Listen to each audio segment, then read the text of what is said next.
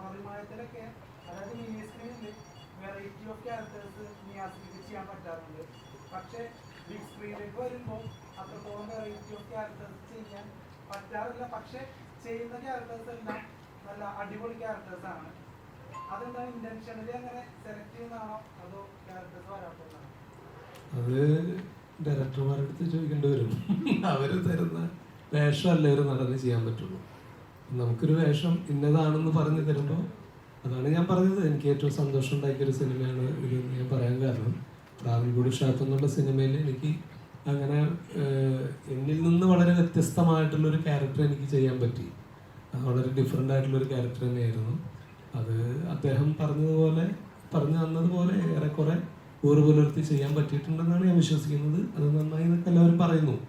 അപ്പോൾ ആ ഒരു സന്തോഷം നമുക്കുണ്ട്.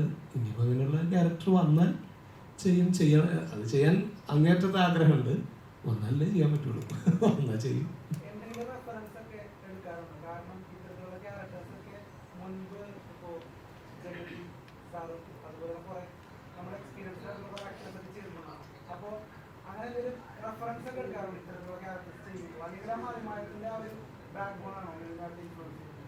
അല്ല, അങ്ങനെ ഏതാണ് അതിന് കാരണം എന്ന് നമുക്ക് അറിഞ്ഞൂടാ.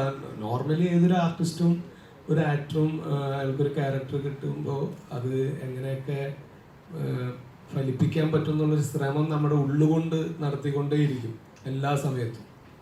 അത് ആ ഒരു സമയം അതിനുവേണ്ടി ഒരു മാസം ലീവ് എടുത്തിട്ട് പ്രാക്ടീസ് ചെയ്യല്ല.